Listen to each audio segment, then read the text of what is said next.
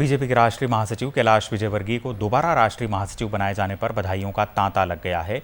इस अवसर पर सहारा समय मध्य प्रदेश छत्तीसगढ़ के चैनल हेड सुदेश तिवारी ने कैलाश विजयवर्गीय से खास बातचीत की। देश की सियासत में एक अपना कद रखने वाले लेकिन इंदौर के सपूत कैलाश विजयवर्गीय जी को फिर से जेपी नड्डा जी की टीम में राष्ट्रीय महासचिव की जिम्मेदारी दी गई। कैलाश जी, आपका बहुत बहुत स्वागत है। एक बार फिर से आपको नई जिम्मेदारी मिली है, क्योंकि पश्चिम बंगाल, कल हमारे दिलीप घोष जी से हमारे चैनल पर बात हो रही थी, उनका कहना था कि कैलाश जी जब से हमारे पश्चिम बंगाल में आए हैं एक नई ऊर्जा आई है। आखिर क्या है? मैंने आपका पार्षद तो थोड़ा छोटा था उस समय, लेकिन विधायक काल 92 से देख रहा हूँ, एक अलग ही अंदाज रहता। क्या है आखिर ऐसा कि पश्चिम बंगाल के लोग भी आपके लिए डिमांड कर रहे हैं? देखिए, पश्चिम बंगाल में भारतीय जनता पार्टी की संगठनात्मक ढांचा हमारा बड़ा कमज़ोर था, पर अगले हमने 4-5 वर्षों में वहाँ पर मैंने, शिव प्रकाश जी ने, सुरेश पुजारी जी और अब अरविंद मेनन जी भी साथ में हमारे आ गए। हमने पूरे बंगाल को रोन दिया और हर ज़िले में, हर ब्लॉक में हमारे कार्यकर्ता हो गए। एक नेटवर्क हमने खड़ा किया है और एक बहुत बड़ी संख्या नए कार्यकर्ताओं की भारतीय जनता पार्टी से जुड़ी है। मैं इसका श्रेय मोदी जी को देता हूँ, अमित शाह जी को देता हूँ। लोगों का मोदी जी के नेतृत्व पर विश्वास है और इसलिए एक मजबूती के साथ वह भारतीय जनता पार्टी एक तरीके से टीएमसी के बराबर आकर खड़ी हो गई है। कैलाश जी, लोकसभा में आपके काफ़ी नंबर्स आए, अभी विधानसभा की चुनौती है। पिछले दिनों आपने कहा कृषि संशोधन बिल आ रहा है और ममता जी के राज्य में जाके बताना है किसानों को कि उनके लिए कृषि संशोधन बिल अच्छा है। देखिए, ये जो बिल है ये बहुत ही क्रांतिकारी कदम है प्रधानमंत्री जी का। और जब उन्होंने कहा था कि मैं किसानों की आमदनी दुगनी करूंगा, तो उस समय सब लोग चर्चा कर रहे थे कि स्वामीनाथन रिपोर्ट लागू की जाए। मैं बहुत गंभीरता से कहना चाहता हूं कि 2006 में जब स्वामीनाथन रिपोर्ट आई और यूपीए की सरकार थी, तो यूपीए से बहुत अपेक्षा थी किसान भाइयों को कि स्वामीनाथन रिपोर्ट लागू करेंगे, पर उन्होंने लागू नहीं की। यूपीए की सरकार चलती बनी। मुझे गर्व है कि मोदी जी ने बहुत साहसिक निर्णय लिया, किसानों के हित में निर्णय लिया है। और जो भी किसान का हित चाचेगा वो इस बिल का विरोध कर ही नहीं सकता, पर जो दलालों के साथ खड़ा है, जो बिचौलियों के साथ खड़ा है, वो ज़रूर इस बिल का विरोध करेगा। अन्यथा ये किसानों के लिए एक क्रांतिकारी निर्णय लिया है प्रधानमंत्री जी ने और मैं समझता हूँ कि कृषि के क्षेत्र में एक नए युग की शुरुआत है। कांग्रेस सहित कई और दल जो लगातार कृषि सुधार जो बिल पास हुआ इसका विरोध कर रहे हैं, उनका आधार क्या है? उनका कहना है कि बिचौलियों को लाभ मिलेगा, इस तरह की बातें हैं, जबकि आपकी तरफ से लगातार यही कहा जा रहा है कि ऐसा कुछ नहीं है। देखिए, हर मंच पर प्रधानमंत्री जी ने कहा है, हर मंच पर हमारे कृषि मंत्री नरेंद्र सिंह तोमर जी ने कहा, और मैं चुनौती देता हूँ, कोई भी व्यक्ति किसी भी दल का हो, किसी भी मंच पर आकर मुझसे बहस कर ले कि यह किसान के लिए कैसे अहितकारी है, और मैं बताऊंगा कि किसान के लिए कैसे हितकारी है। ये बहुत ही क्रांतिकारी निर्णय है और मैं समझता हूं कि जो देश हित में सोचता है, जो किसानों के हित में सोचता है, जो कृषि जगत के हित में सोचता है, वो इस बिल का समर्थन करेगा। कैलाश जी, चूँकि आप अब इंदौर के जो लोग हैं हम देख रहे हैं किस गर्मजोशी से आपसे मिल रहे हैं, थोड़ा कम समय दे पाते हैं। मैंने आपको यहाँ पर विधानसभा चुनाव से लेकर काफ़ी सक्रिय देखा।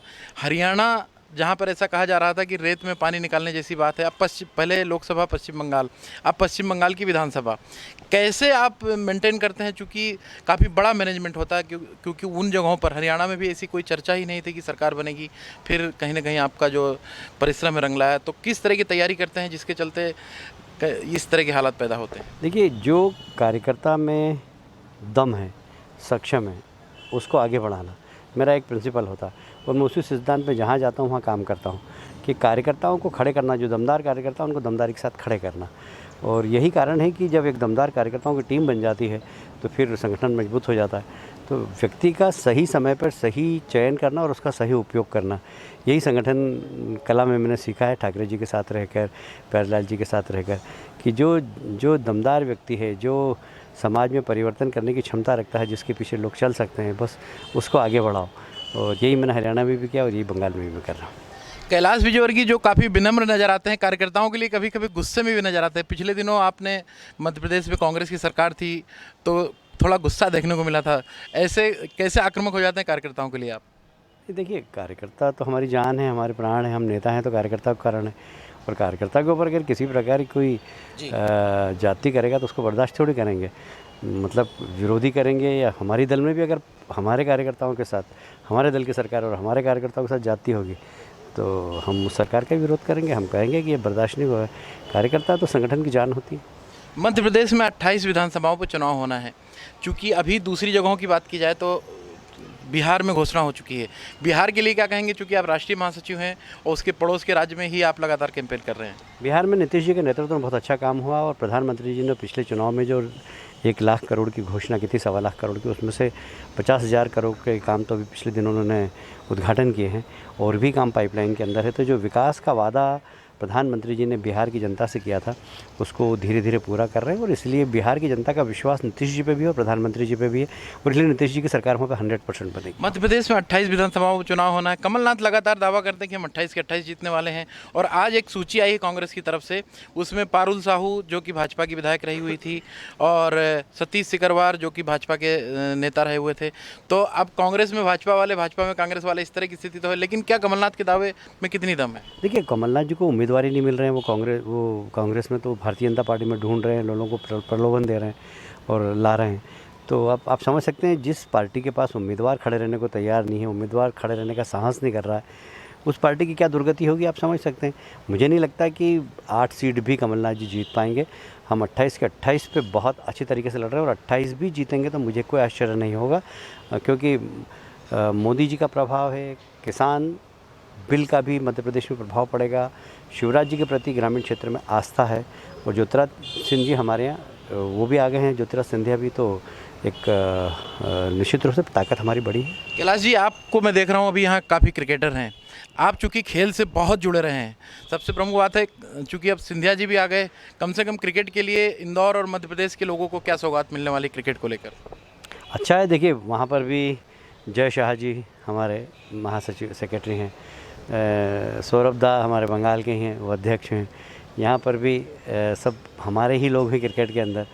तो क्रिकेट के अंदर जितनी सुविधा हम खिलाड़ियों को दे सकें और क्रिकेट को जितना बढ़ा सकें उसके लिए पूरी कोशिश करेंगे। राजनीति से जितना भी समय मिलता है कोशिश करते हैं कि खेल में दें और क्रिकेट को आगे बढ़ाएं। मैं समझता हूं कि आने वाले समय में मध्य प्रदेश के हम कुछ खिलाड़ियों से ये अपेक्षा कर रहे हैं कि वे राष्ट्रीय और अंतर्राष्ट्रीय क्रिकेट में खेल सकें, ऐसी उम्मीद कर रहे हैं। मध्य प्रदेश को भी IPL में हिस्सा लेना चाहिए? बहुत लोगों की इच्छा है, हम कोशिश करेंगे। बिल्कुल, तो ये थे कैलाश विजयवर्गीय, जो क्रिकेट के खेल हो या सियासत का खेल, दोनों ही जगह हिट है और JP नड्डा जी की अभी जो नई टीम है उसमें फिर से वापसी की है। तो अपने आप में अलग अंदाज से राजनीति करने वाले कैलाश विजयवर्गीय जी का सीधा सा कहना है कि कृषि संशोधन बिल देश के किसानों के लिए क्रांति लाएगा। सहारा समय के लिए सुदेश तिवारी।